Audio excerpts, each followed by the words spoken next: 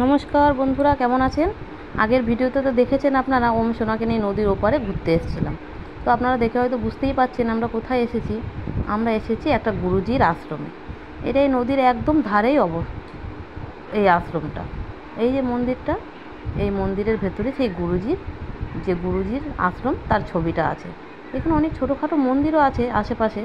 ওই যে আমার ওম সোনা, আর যার কথা বলছিলাম এই সেই গুরুজির ছবিটা। দাঁড়ান, আপনাদের আশেপাশটাও ঘুরে একটু করে দেখাবো। তবে এই আশ্রমটার অনেক ছোটোখাটো মন্দির আছে। তার মধ্যে এই একটি মন্দির, এটা হলো একটা হনুমানজির ছোট্ট পাড়া একটা মন্দির। আর ওই সামনে একটা মন্দির, এই একটা মন্দির। এই মন্দিরটার ভেতরে আপনাদের নিয়ে যাচ্ছি। এই দেখুন, এখানে যারা যারা এই মন্দিরের নানা কিছু দান করেছেন তাদের নাম লেখা আছে। আর মন্দিরটার ভেতরে এই রাধা গোবিন্দের মূর্তি রাখা আছে। পাশে একটা ছোট্ট পাড়া দোলনা, দেখুন, এটা হচ্ছে গোপু সোনার জন্য দোলনাটা।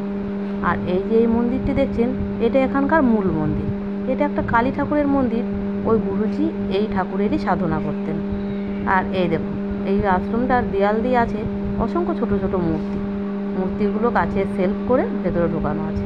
আর বাইরের পরিবেশটা একবার দেখুন, কি অপূর্ব দেখতে বাইরের এই পরিবেশটি। আপনারা যারা যারা এখানে আসেননি একবার এসে অবশ্যই ঘুরে যাবেন। আর এখানে দাঁড়াবো না, অনেকক্ষণ এখানে এসেছি। জেঠিমা বাইরে দাঁড়িয়ে আছে।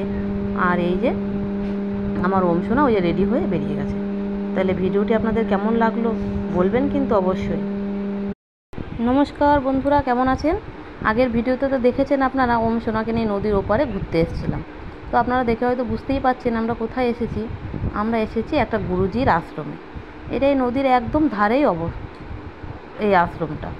এই যে মন্দিরটা, এই মন্দিরের ভেতরে সেই গুরুজির আশ্রম তার ছবিটা আছে। এখানে অনেক ছোটোখাটো মন্দিরও আছে আশেপাশে। ওই যে আমার ওম সোনা, আর যার কথা বলছিলাম এই সেই গুরুজির ছবিটা। দাঁড়ান, আপনাদের আশেপাশটাও ঘুরে একটু করে দেখাবো। তবে এই আশ্রমটার অনেক ছোটোখাটো মন্দির আছে। তার মধ্যে এই একটি মন্দির, এটা হলো একটা হনুমানজির ছোট্ট পাড়া একটা মন্দির।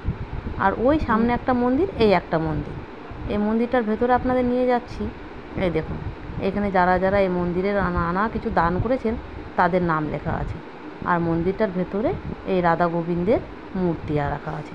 পাশে একটা ছোট্ট পাড়া দোলনা, দেখুন, এটা হচ্ছে গোপু সোনার জন্য দোলনাটা।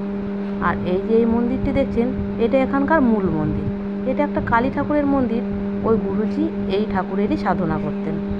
আর এই দেখুন, এই আশ্রমটার দেয়াল দিয়ে আছে অসংখ্য ছোট ছোট মূর্তিগুলো কাছে সেলফ করে ভেতরে ঢোকানো আছে। আর বাইরের পরিবেশটা একবার দেখুন, কি অপূর্ব দেখতে বাইরের এই পরিবেশটি। আপনারা যারা যারা এখানে